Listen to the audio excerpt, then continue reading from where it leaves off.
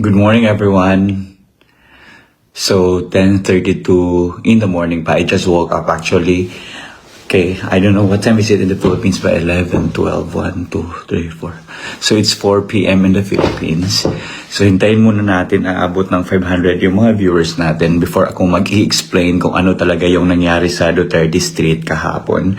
But, to those who are viewing me now or watching me now, I just want to let you know that I'm completely okay.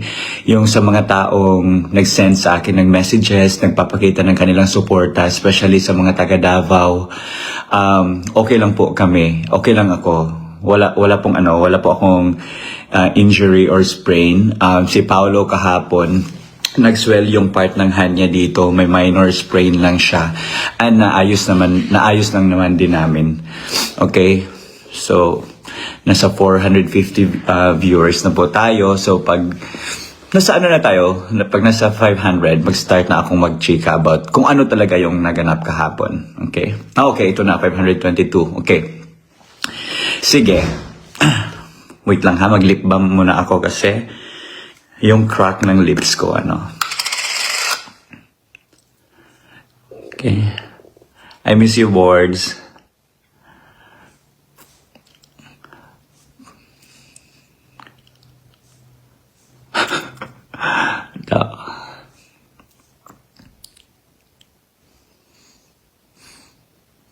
Oh, malapit na tayo mag 1,000. Sige, marami pala talagang nakikichismis kung ano talaga ang tunay na pangyayari. Okay.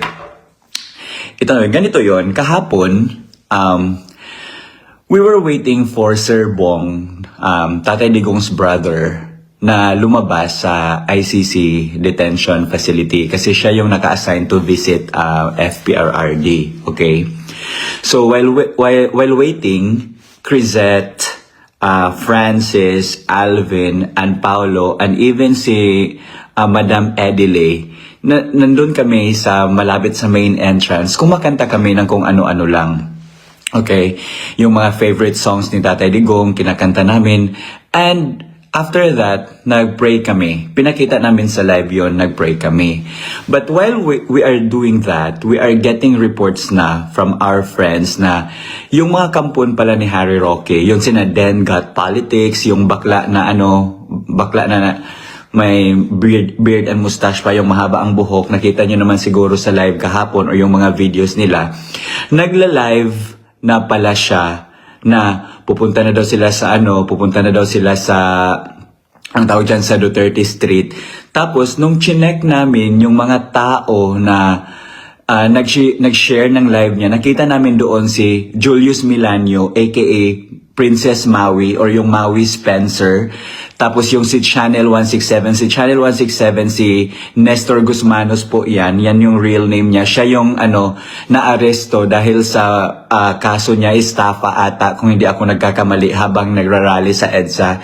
Tapos yung mga yung mga caption nila sa shared video, sa shared live ng bakla na yon, yung si Den, is naka-caption na tingnan natin kung pupunta si Baklang Veneers. Ako yun, kasi yan yung yan yung inaatake nila sa akin. I don't know bakit galit na galit sila sa Veneers kung hindi naman sila ang nagbayad ng 30k per tooth, 'di ba?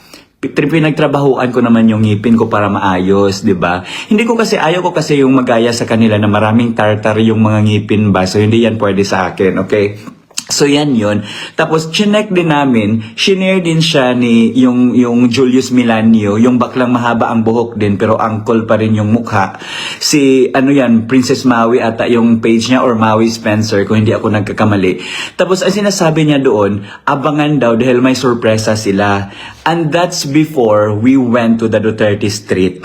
Okay? So sabi nila, huwag na tayong pumunta doon kasi baka may away na magaganap. Sabi ko, hindi, because pumunta naman kami ni Paolo dito, not because of Harry Roque, not because of his rabid and mga ill-bred na mga supporters, but because of FPRRD, okay? Yan yung sinabi ko sa kanila. So, lumabas na sa detention facility si Sir Bong. So, gusto sana namin interviewin si Sir Bong sa update outside the detention facility lang. Pero sinabi nila na, sige, dalhin na lang natin sa Duterte Street kasi may mga supporters naman na nakapunta doon. Na pumunta doon para makinig kung ano yung update sa loob. So ang ginawa namin, pumunta kami, sinabayan namin si Sir Bong, makikita yan sa live, sinabayan namin si Sir Bong papunta sa Duterte Street. Nung pumasok na kami sa Duterte Street, lahat ng tao na nandoon may video. Nakatutok. May isang may isang bakla pa na yung tripod niya, 3 pa ang phone. Ang isa, marami siyang angles ba na kinukuha. Tapos, marami akong nanonotice na may tomboy, nasunod kung saan ako. For example, dito ako nakatayo, dyan yung tomboy. Kaya, the moment na ginaganyan ko yung live ko, umaalis din siya, parang ganyan. Tapos, I just realized na yung tomboy pala, is siya yung humahawak sa, sa cellphone na ginagamit para i-live sa page ni Harry Roque. Okay? Yan yung story. Tapos, aside pa dyan, na siya kami kasi, nandun si Attorney JV, nandun si Harry Roque, ganyan. Tapos, nung pumunta na kami sa front, because di ba normally, ang mga questions lang na allowed is, kinukumusta lang kung kumusta yung visit, ganyan. Na-shock kami, makita nyo yan sa live. Dito si Sir Bong, pinuntahan siya ni Harry Roque, parang tinouch pa yung shoulder niya dito, and tinatanong pa siya about the health of Tatay Digong, about like that. Yung tanong niya, i-review niyo yung live niya, okay? Tapos, happy ako kasi ang mga sagot ni Sir Bong is, he is alive lang, yan lang yun, because ngayon nga, sa nakikita niyo yung mga pinopost kong update about the ICC, malapit na talaga tayo sa mga bagay na hinihintay natin, pero nako-compromise siya dahil nga sa mga questions na baka may magamit na naman, baka sabihin na naman ng ICC na you are compromising the case kasi ito yung pinagsasabi ng mga visitors ninyo. So yan yung pinoprotect namin doon. Yun naman. So of course, kasi pinagsabihan na kami na maghahanap daw talaga sila ng gulo. Wala, kumalma lang kami. So sabi ko, makita nyo yan, sa live ko, sinasabi ko pa nga, wala man di ay, okay lang di ay, wala man di ay pao.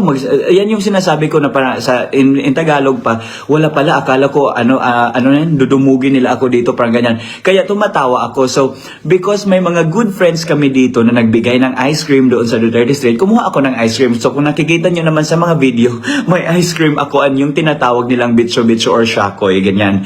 So, yun na yun. Tapos, while we are there, yung baklang din, ang sinasabi niya is, yung dito lang kayo sa mga organic supporters, huwag tayo magpa-intimidate sa presence nila, ganyan. So, habang kumakain kami ba, sabi ko, hala guys, na-intimidate pala sila. Yan yung sabi ko. Tapos, marami na siya, dakdak na siya sa akin. Kaya yung sinagot ko na siya. Kaya kinonfront ko na siya. Oh, diba you were telling us that you were hijacking the Duterte event? Kasi, flashback muna tayo guys. Ang nangyari, ang mga tao sa Duterte Street, nagbibisita lang sila doon, nagpapa-picture sa standee, and yun lang, gusto lang nila makita kung saan si Tatay Digong nakadetain, and at the same time, of course, yung iba nakikisalimuha sa mga Pilipino. May na-meet actually kami guys na for example, seaman siya. Wala siyang kilala doon. Pumunta lang siya dahil sinabi niya na may narinig siya about Duterte Street na doon daw nagtitipon-tipon yung mga supporters. So pumunta siya, nagpakita siya ng suporta and we welcomed him. Tapos, kami ni Paulo, sabi namin, Pao, medyo boring na pala, gawa tayo ng program. So sa Duterte Street, ang ginagawa namin ni Paulo is, nagjo-joke kami, may ginagawa kaming, kahit ano lang, as long as nakatatawa sa kanila para ma-entertain sila ba. And at the same time, may series of speeches kami, nagpapasalamat, ganyan, tapos we were telling testimonies, stories about Tatay Digong, ganyan. And at the same time, may prayer kami. Makikita nyo yan lahat sa live ni Alvin. Okay? Sa prayer namin, we're praying for PRRD's immediate interim release, mga ganyan. We were praying for his health. We were praying for everything na pwede namin i-pray kay Tatay Digong. Ginawa namin yan. And ma-review nyo yan sa live ni Alvin kasi si Alvin yung nakatutok parang almost 24/7 sa Duterte Street. So yan yung ginagawa namin namin ni Paolo. And kung makikita ninyo doon sa live, wala kaming inaaway na mga Roque supporter or Maharlika supporter. Because nga, we were accommodating everyone regardless of their leaning, regardless of their group. Ganyan yun. Ano yun, wala talaga kaming inaway, wala kaming inattack. But, I would admit that I posted about Maharlika last September 20 if I am not mistaken because gusto ko naman talaga makita si Maharlika. Bakit?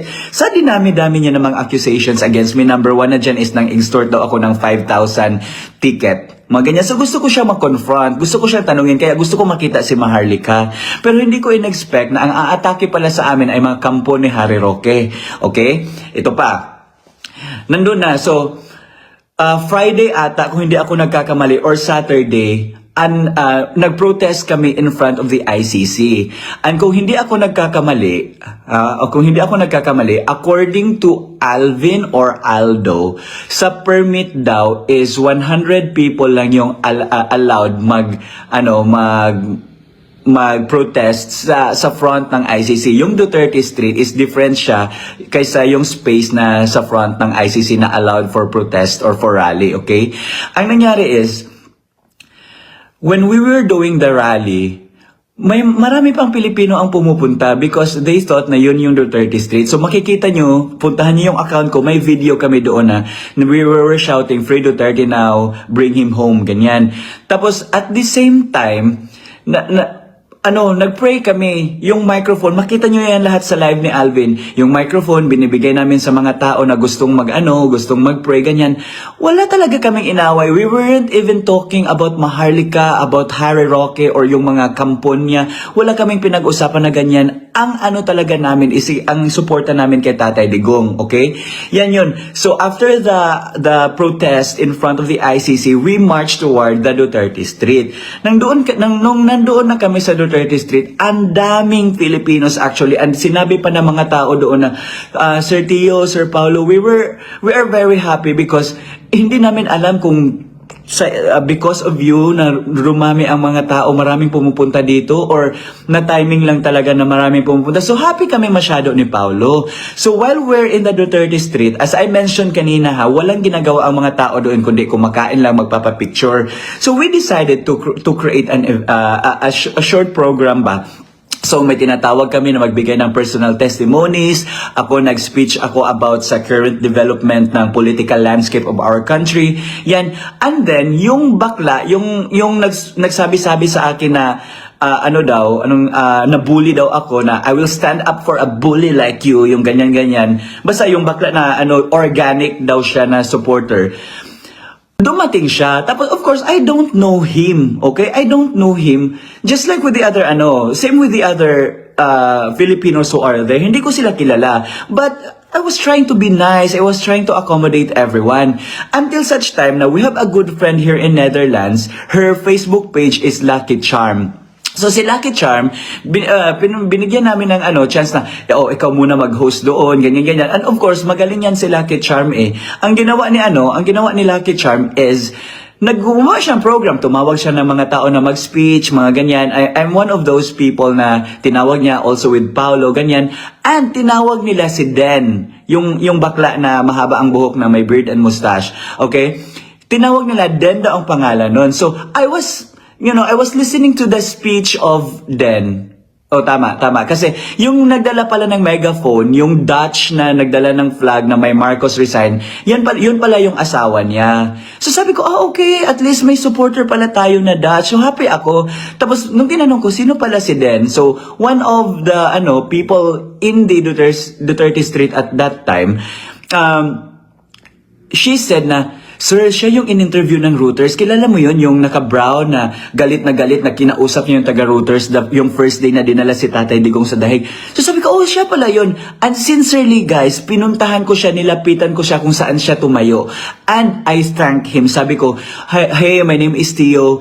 You know what? People from the Philippines are so proud of you nung na-interview ka ng Reuters.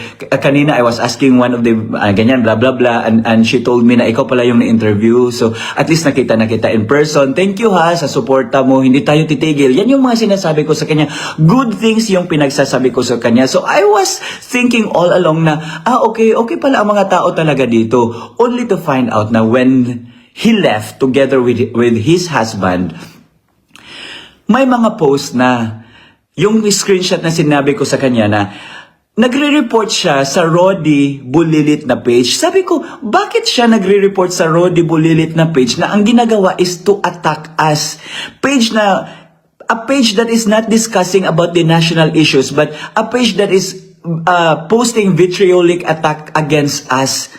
Bakit siya nagre-report doon? Ang sinasabi ni Den na yan, ang sinasabi niya is, it's a sort of hijack daw. We were shocked na he was there kasi nga nagbubulong-bulungan daw kami, na-shock daw kami lahat na nandun siya. Which is, hindi yun ang pangyayari. Tapos, na-hijack daw niya ang event kasi while I was doing my speech daw, sigaw daw siya ng Marcos resign, Marcos resign, Marcos resign. At napilitan lang daw ako, Marcos resign.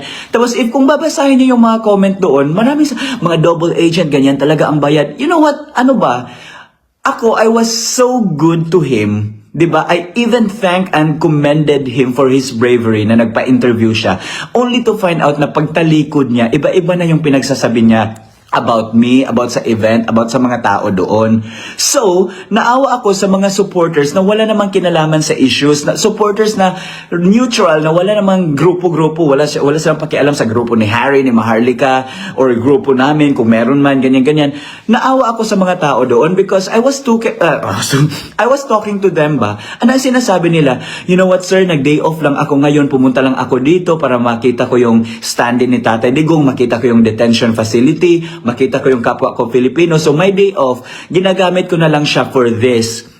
So, tanong ko, taga saan po kayo? I'm from Norway po, I'm from Germany. Galing pa po kami Abu Dhabi, galing pa po kami Dubai, ganyan. So sinabi ko, grabe yung effort ng mga OFWs, no? Ganyan. So sabi, so yun na.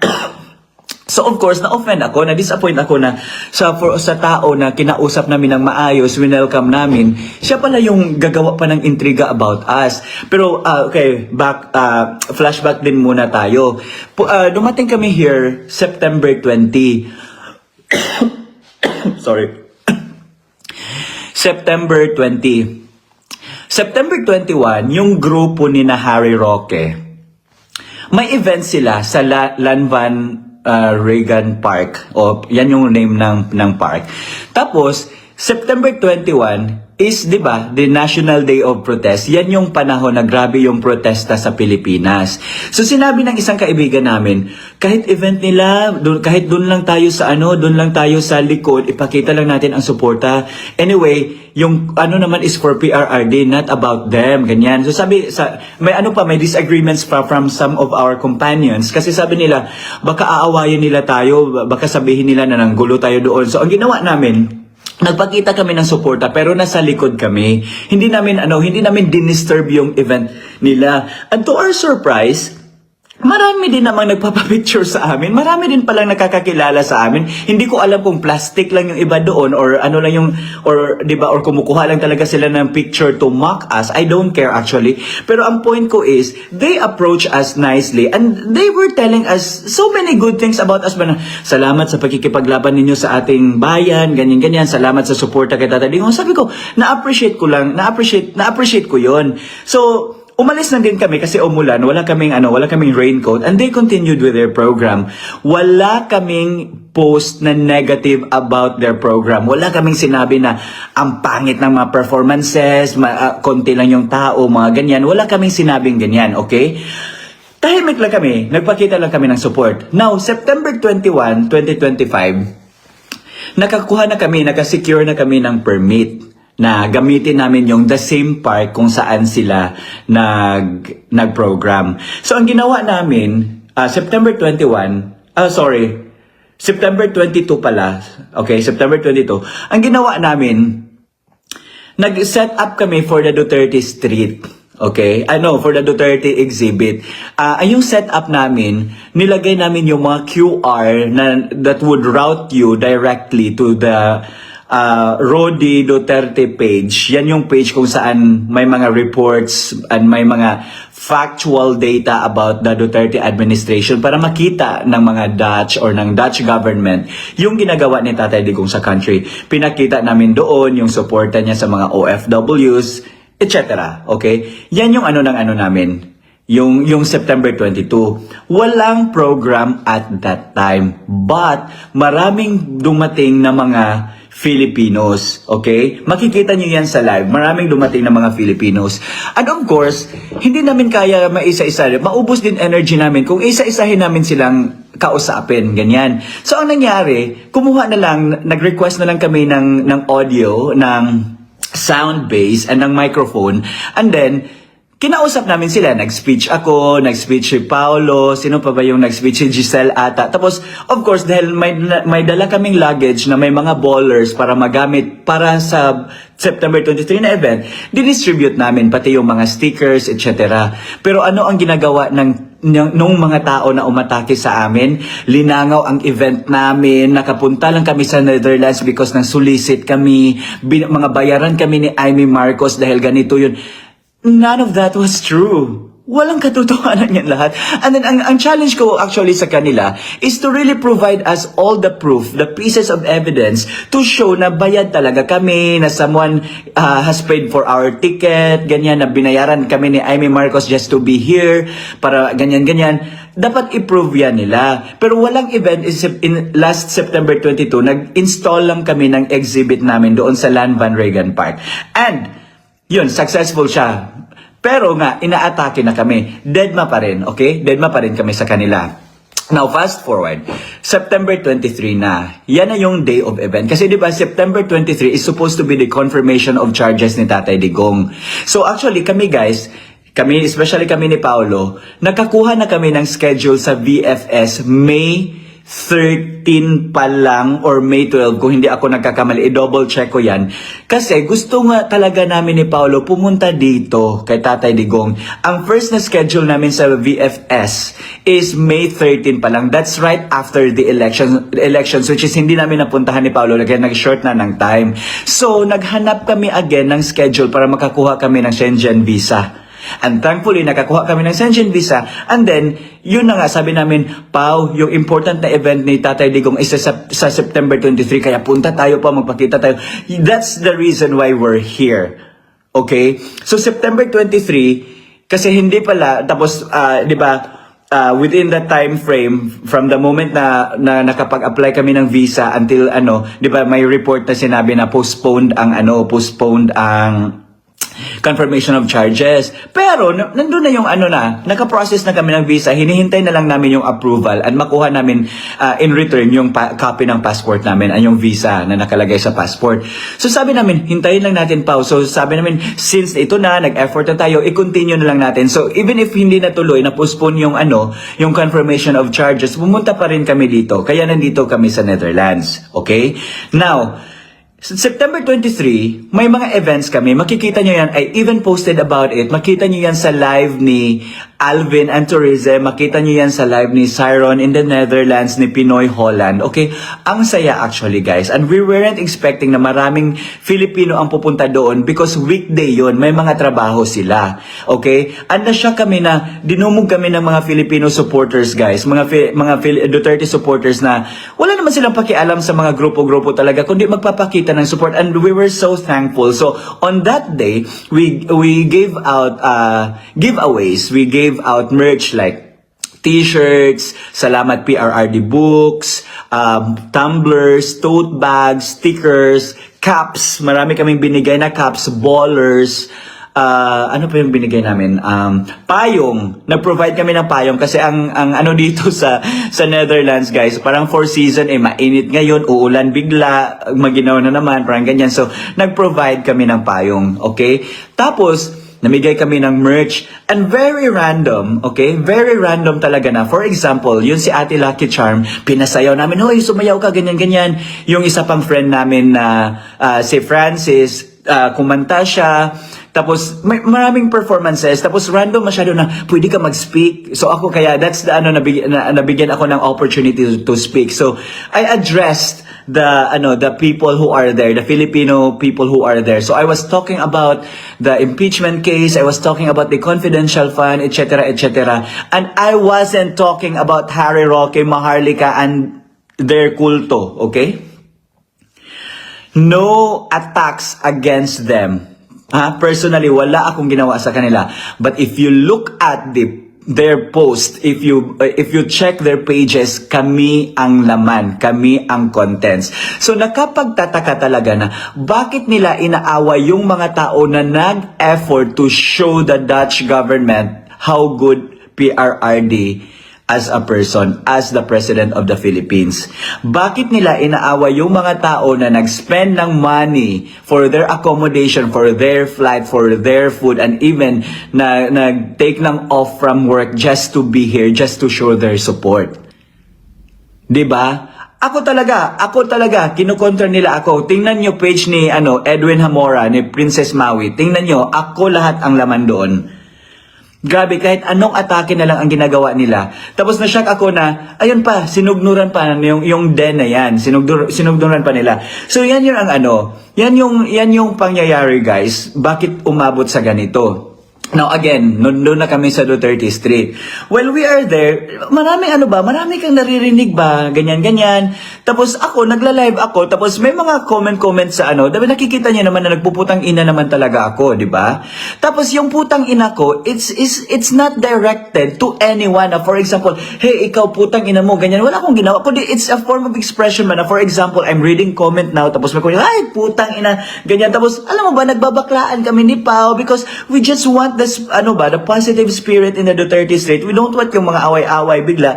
Tapos alam mo ba, doon na kami na ang mga litanya, yung mga chika ng den na yan is, let's not be intimidated by their presence, mga ganyan. Tapos nakatingin yan sa amin, Nakatingin yan sa amin, ganyan. Kaya sinagot ko siya, ay guys, sabi ko yung sa live ko, ay intimidated pala sila guys, hindi naman ganyan, nagla-live lang naman kami, wala naman kami ginawa dito, tanga, yung sabi ko.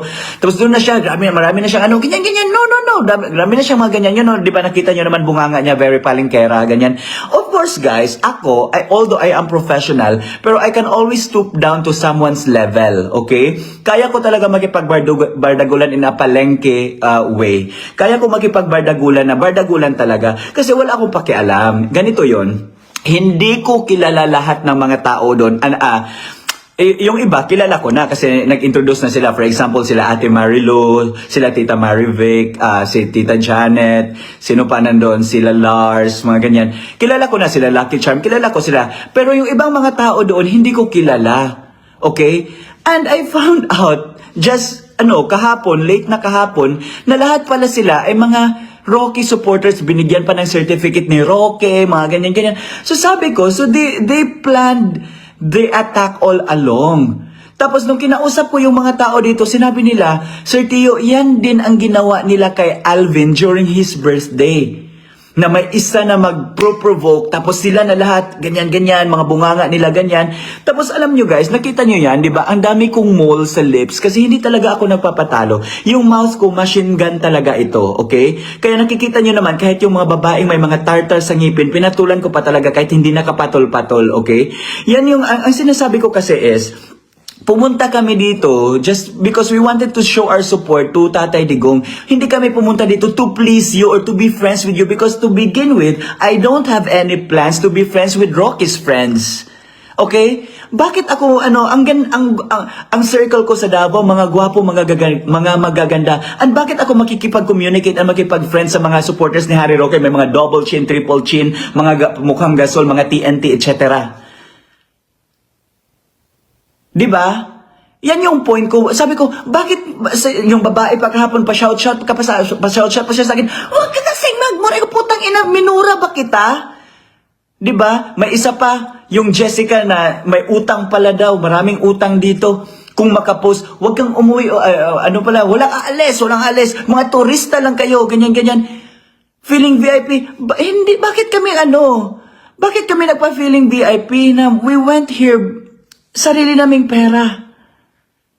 Bakit sinasabi nila na feeling VIP? Now, na-realize ko, the moment pala na pumunta kami dito, grabe guys, grabe yung accommodation ng mga real Duterte supporters, grabe, invite here, invite there, lunch here, snacks, dinner. Halos hindi na kami makagasto ng sarili naming pera kasi maraming supporters na nag-i-invite sa amin for lunch and dinner. So yan siguro yung ginagamit nilang argument na turista lang kami dito pero nagfi-feeling VIP. And ganito, bakit bakit kayo galit sa mga turista? Hindi nga kami galit na TNT yung kasamahan ninyo, which is illegal. Mga illegal immigrants. Hindi nga kami galit, di ba? Kahit inaaway nyo kami, wala nga kami pakialam sa inyo. So bakit kami ang inaaway ninyong lahat? Tapos isa pa ha, pumunta actually, kasi I called out Harry Roque. Kung tingnan nyo, okay, factual tayo dito. Factual antecedent of the event, okay? VP Sara posted a statement, pahayag, in the page of Office of the Vice President and the Inday Sara Duterte page.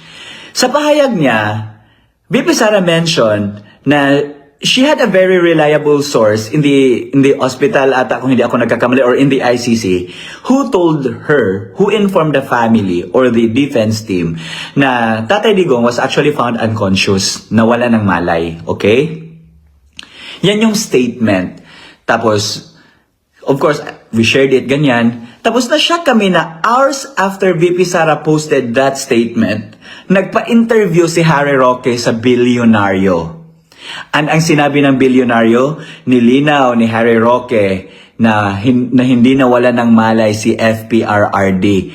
So on that aspect, sabi namin, why is Harry Roque contradicting the statement of VP Sara?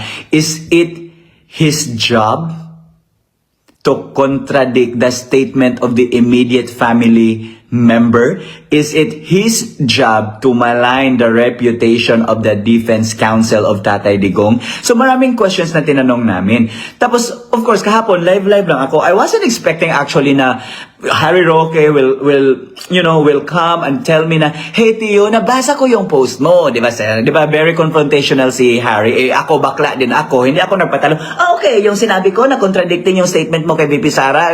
So yan yung nangyari. Pero at the very least, professional yung approach niya sa akin. So, kaya naging professional. Hindi bardagulan talaga yung moment namin ni Harry Roque kahapon. So, sinabi niya sa akin na he had Billionaire Channel take down his interview.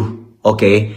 So sabi ko, okay, because I wasn't informed na pina-take down niya. So that was the very first time na I was informed about it. So sabi ko, okay, that's it. Okay, thank you for clarifying that. Sinabi ko yan, makikita nyo yan sa video, uncut ha.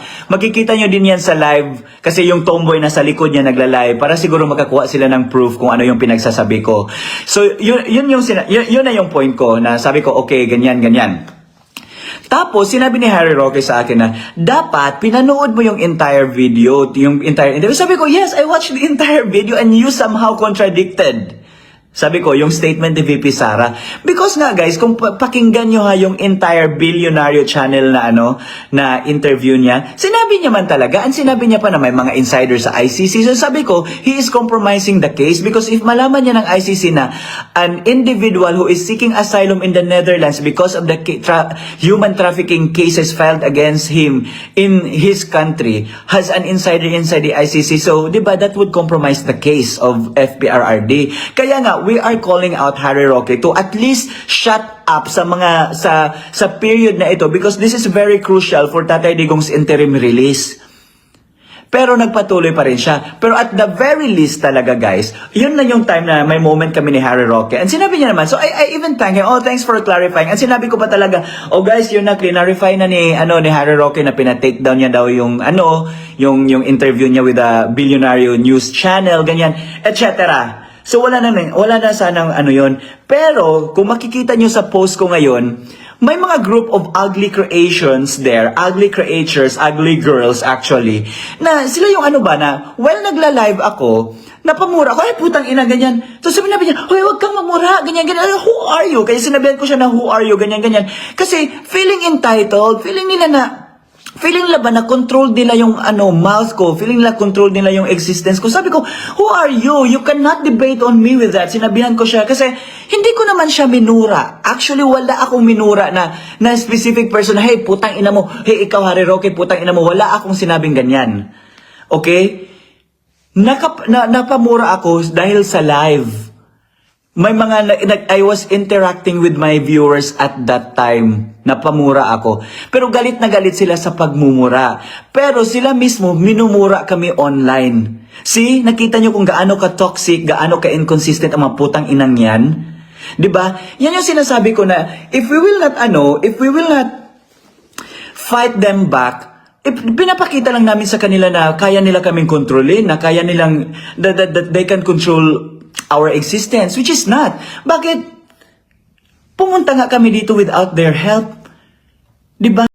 Nagpapakain ba sila sa amin? Nagbibigay ba sila ng suporta sa pamilya namin or sa akin, for example? Sila ba ang nagpapasahod sa akin? Hindi, di ba? Wala silang ambag sa existence ko.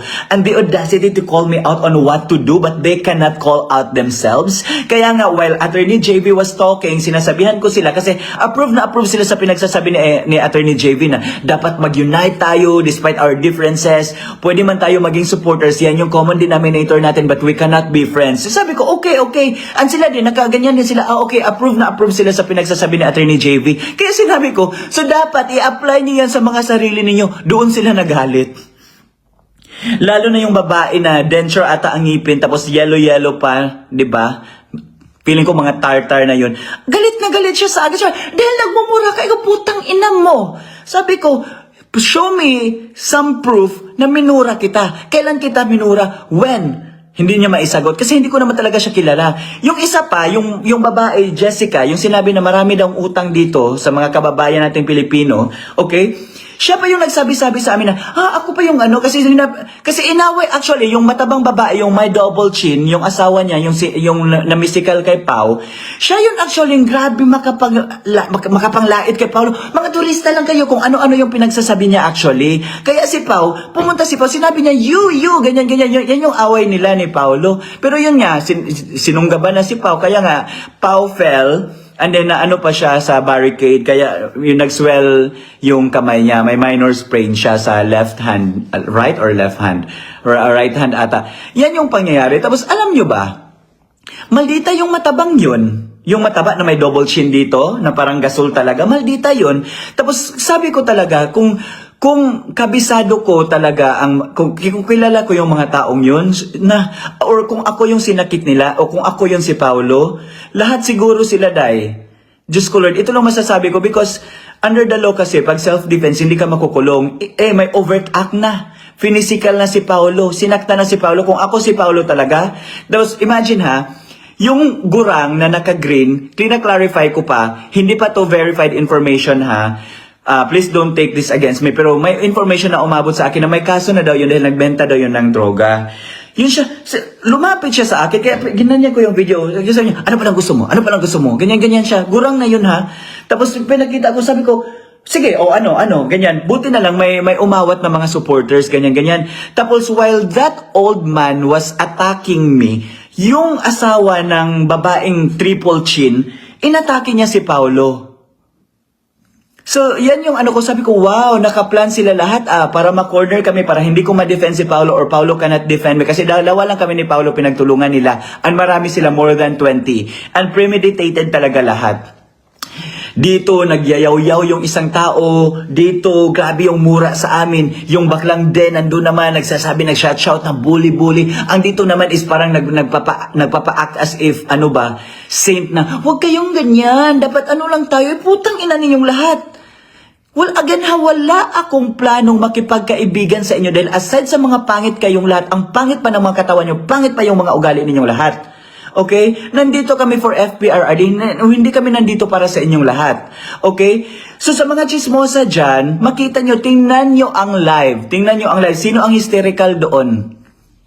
Okay? And intindihin ninyo kung ano yung mga pangyayari prior sa confrontation. Diyan ninyo makikita kung sino talaga yung organic Duterte supporter and yung mga bayad Duterte supporter. Dahil kung ganyan naman lang sana, ang nakikita kong resolution is, kung ang point lang naman nila is to defend Harry Roque sa lahat ng Harry Roque is a public figure, by the way. He is not immune to any criticism. And as a public figure, as a fugitive, if I may say, dapat open siya to people's criticisms. Ganyan kami nga, private citizen lang kami na nagka-platform. Inopen nga namin yung life namin for criticisms because we allowed it. 'Di ba? We made everything publicly. 'Di ba? Publicized lahat halos ng activities namin. So ganyan dapat. So if you see people criticizing Harry Roque, it's because there is something wrong that they've seen with Roque's conduct. You do not have the right to actually tell us what to do. Do not attack Harry Roque, mga ganyan-ganyan. Because nga, iba-iba tayo. Now, if ang pagpunta nyo pala dito or yung pagsuporta nyo pala dito is pagsusuporta nyo palang kay Harry Roque, ito ang gagawin ninyo. Magkumuha kayo ng permit ninyo and gumawa kayo ng Roque Street or Maharlika Street. Yan yung gawin ninyo. Huwag nyong gawing venue for your pagkapalingkera ang Duterte Street. You guys were trying to twist the narrative pa na dahil umabot kami nagkagulo-gulo. Putang ina ninyong lahat. Nagkagulo na nung nandun si Maharlika sa mismong event ni VP Sara. Nagkagulo na when you guys were accusing individuals here na part ng New People's Army na mga NPA sila. Kayo ang nagsimula actually ng gulo. And alam namin yan. Alam ng taong bayan yan.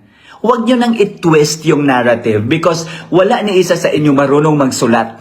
To be honest lang. Yung mga baba ninyo, ang babaho. Okay? Ang papangit. Kung gaano kapangit mga mukha ninyo, ganyan din kapangit yung mga behavior ninyo dito. Again, may, ang OA nyo pa ha? Turista lang kayo dito. Ano bang ginawa namin sa inyo? Bakit galit na galit kayo kung turista kami? Dapat ang may right ba lang pala sa Duterte Street ay yung mga citizens dito, yung nakapag-asawa ng AFAM? Yung nakapag-asawa ng Dutch lang? Yun lang yung may right dito? Tanginan yung lahat. Diba? Yan yung intindihin nyo. Kasi kami talaga, hindi kami nandito para makipag-away. Nandito kami para ipakita yung suporta kay Tatay Digong. Okay? And alam namin, kasi nakakausap naman talaga namin mga relatives nila. And sinasabi daw talaga na naa-appreciate yung efforts natin. Pero ang hindi talaga namin maintindihan na despite us doing these efforts to show the Dutch government, to show the Dutch people na what they are doing to the former president is wrong.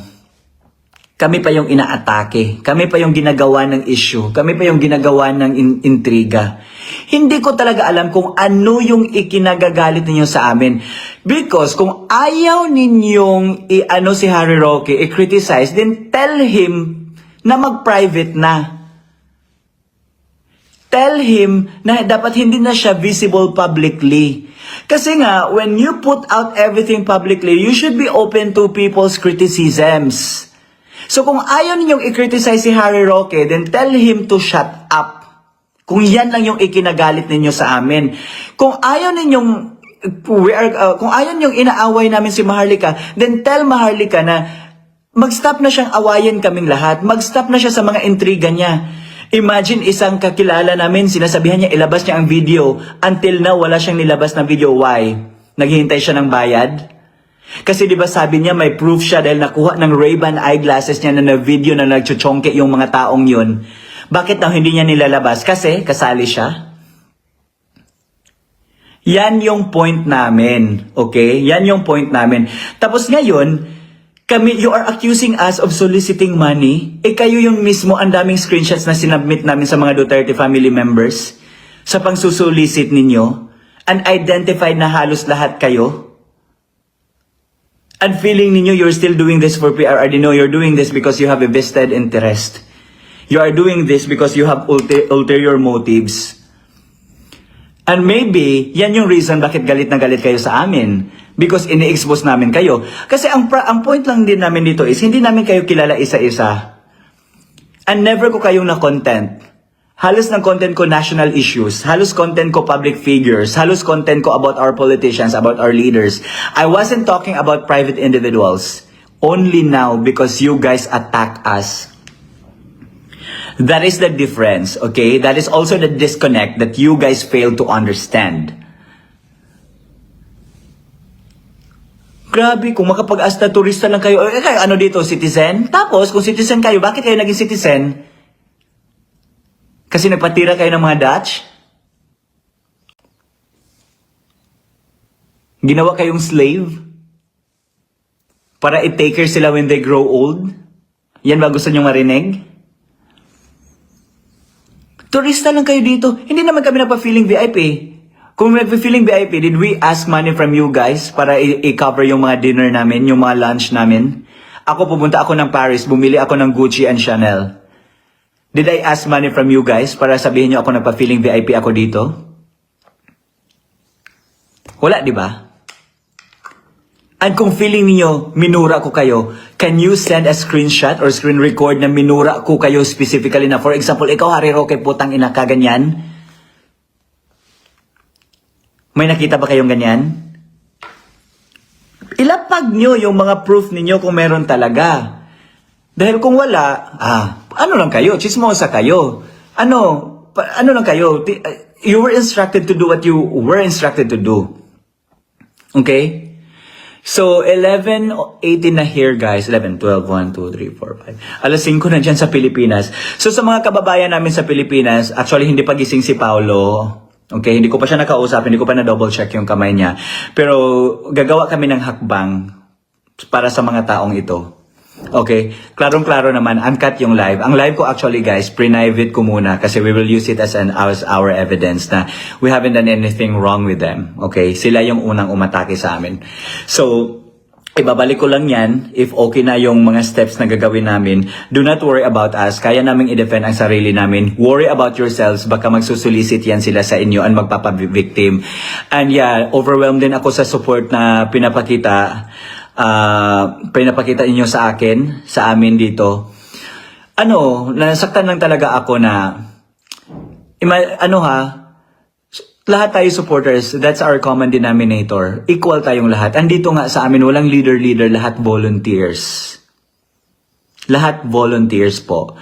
Yung yung mga kasamahan namin sa event namin last September 23, volunteers po yun lahat. Wala po hey, ganito, ganyan ang gagawin mo, wala po.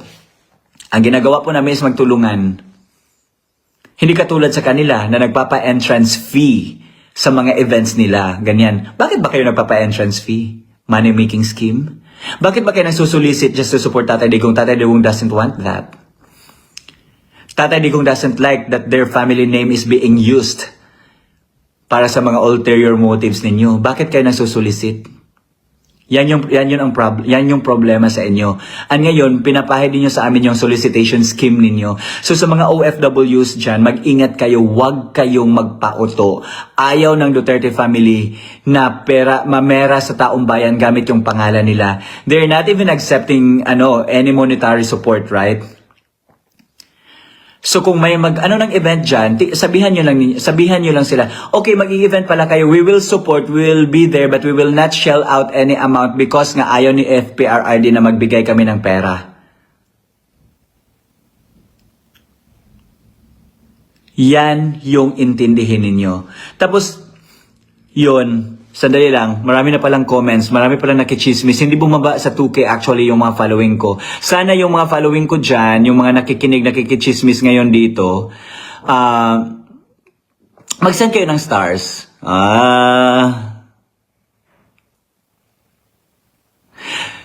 Sabi ng marami silang sined na trolls dito, wala akong pakialam sa inyong lahat. Yes, we will make sure na mahirapan sila magkumuha ng good clearance VOG.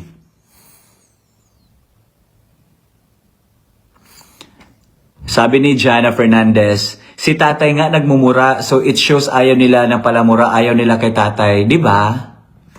Compromise ang iba dyan. Ang iba dyan hindi real Duterte supporters. Kasi yung una nag-claim talaga, kasi sila yung una nag-claim, tayo lang ang mga organic supporters, hindi tayo bayad ni Amy Marcos, ganyan-ganyan. Sila yung mga bayaran actually guys. Nasa psychology yan eh.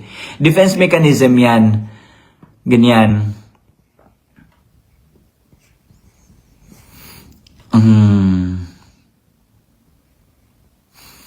Kaya nga di sumama sa group nila sina Alvin Tourism because of money involvement. Yeah, tama. You know what? Mas trusted pa yan si Alvin and Aldo compared sa kanilang lahat dyan. Compared kay Roque actually. Yan. And kung nakikita ninyo, may content na sila, no? Instead of, di ba, grabe yung grabe yung expose ni Cheese Escudero kahapon, yung sa privilege speech niya, na he was telling na it was actually Bongbong Marcos pala na galit kay sino yan? Kay Zaldico, kaya inalis siya as head of the appropriations committee. So kaya yan pala yung reason bakit nagalit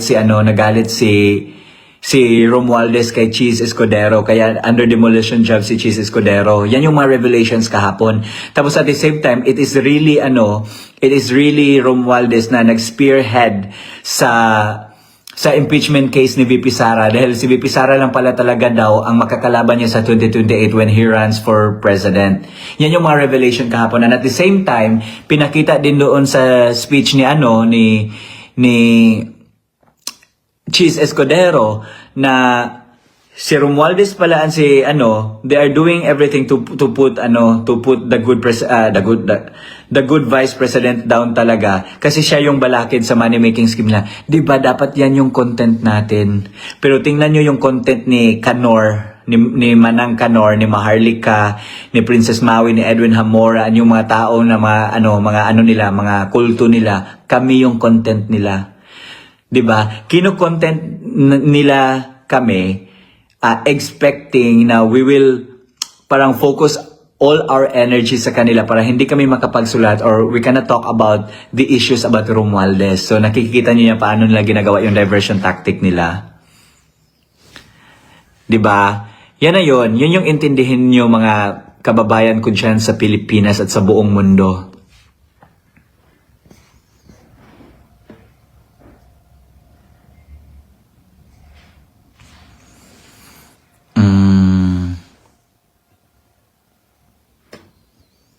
Ano pa dito?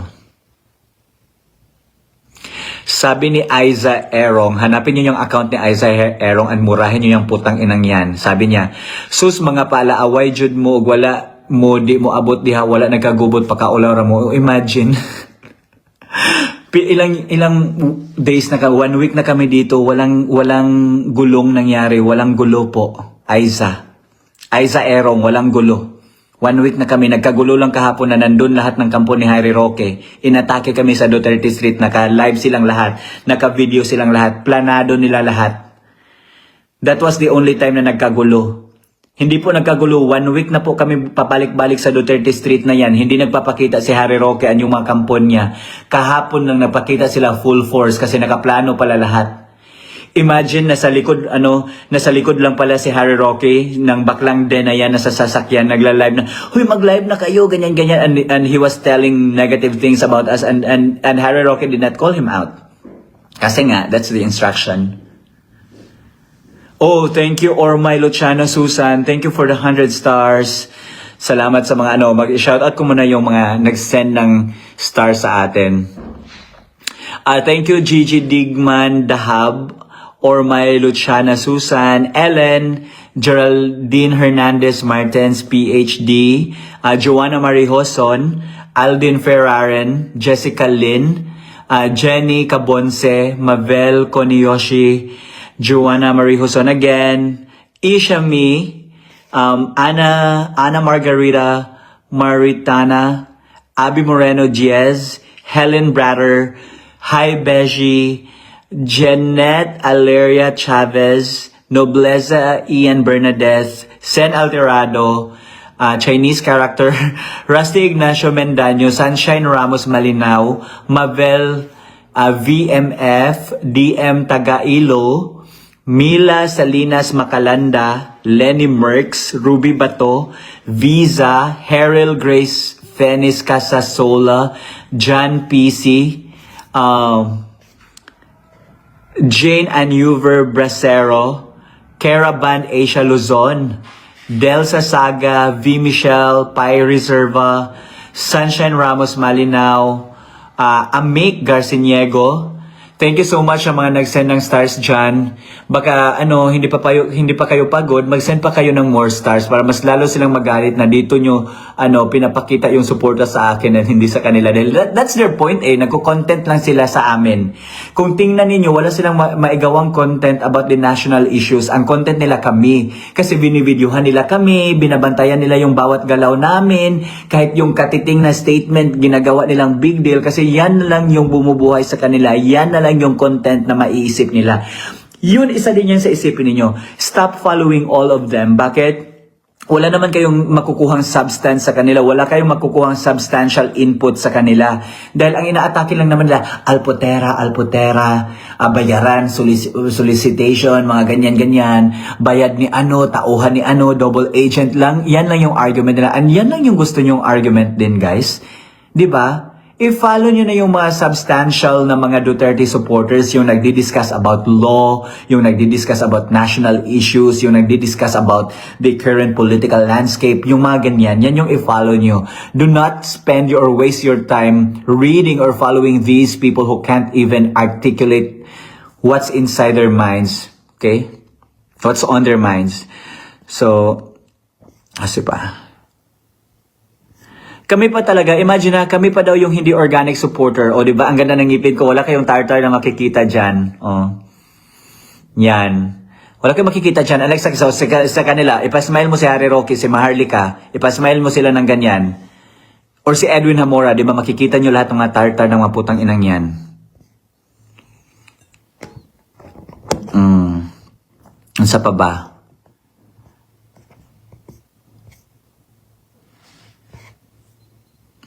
Nagtapok ang Sulicit team gabi sa live talking about you, Sir Tio, tapos di sila mo tuong dako kag sullo sa imong work. O, di ba? Imagine, even work ko kina-question nila. Kasi nga, ako yung reason na hirapan na sila mang-solicit now. Kasi, nagpo-post ako na ang mga Duterte, they are not really, into people who are using their family name para mamera sa mga supporters. Ayaw talaga naman. Ako lang ang may lakas loob magpo-post niyan dahil hindi ako takot mabash. Okay? So, dahil sa mga pinagpo-post ko niyan, maraming mga OFW na nagising sa katotohanan na even if i-aslik pa yan nila si Harry Roque and Maharlika, wala naman talaga silang magagawa kasi hindi naman talaga yan Duterte supporters. Wala naman talaga yung access sa Duterte family. So, kayo mga OFW dyan, instead of channeling your money to a certain group who don't even have any access to the Duterte family, use it to your own family na lang. Or maybe, use it na lang sa mga legacy ni Tatay Digong like the Bahay Dangupan, Balay Dangupan, and the House of Hope. Doon nyo na lang i-channel kung may mga extra money kayo. Mas mahappy pa si Tatay Digong dyan dahil kay Tatay Digong naman talaga yan na project. Yung sa mga cancer victims sa Pilipinas, yung sa House of Hope. Huwag nyo na ibigay dyan sa mga grupo-grupo na yan. Mga blah blah blah international, mga ganyan-ganyan. Huwag nyo na ibigay. Supporters lang din yan sila. Wala yan silang access. Hindi yan pamimera lang ginagawa nila sa inyo. Lalong-lalo na yan si Maharlika. Si Maharlika is actually not a Duterte supporter. She attacked FPRRD last 2022 elections because FPRRD is not supporting Bongbong Marcos. Maharlika is a loyalist. Friend niya ni First Lady. Kilala niya yung mga Marcoses. Kaya alam niya yung mga issue sa droga, mga ganyan-ganyan. And the moment na hindi siya pinagbigyan, yun, kinontra niya na. So the same thing would happen if, sa mga Duterte. Kasi maniningil yan pinagtanggol ko kayo ng ganito, kaya lapit yan siya kay Harry Roque because they are thinking na Harry Roque still has the access to the Duterte family when in fact, tinatawanan na lang yan siya. Kasi dapat atupagin niya yung mga kaso niya first before niya atupagin yung kaso ng ibang tao.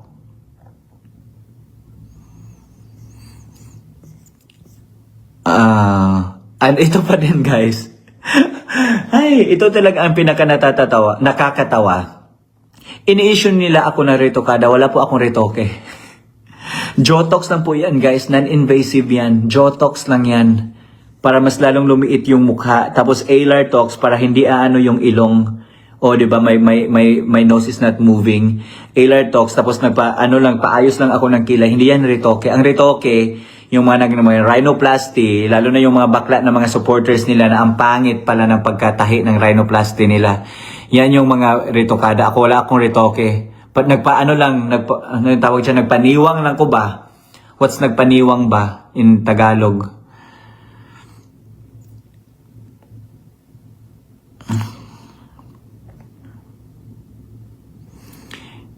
Yan.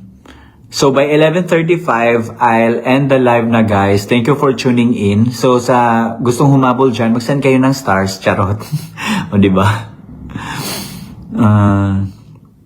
Yes, Marcos talaga yan si Maharlika. Solid yan. Loyalista yan. Loyalista yan. Hindi ko nga alam baka ang ano talaga, ang trabaho talaga niya is magpapanggap lang talaga na Duterte supporter para makilala niya yon kung sino yung mga Duterte supporters na tumutulong kay Tatay Digong, and i-report niya yan sa kina Romualdez and Bongbong Marcos.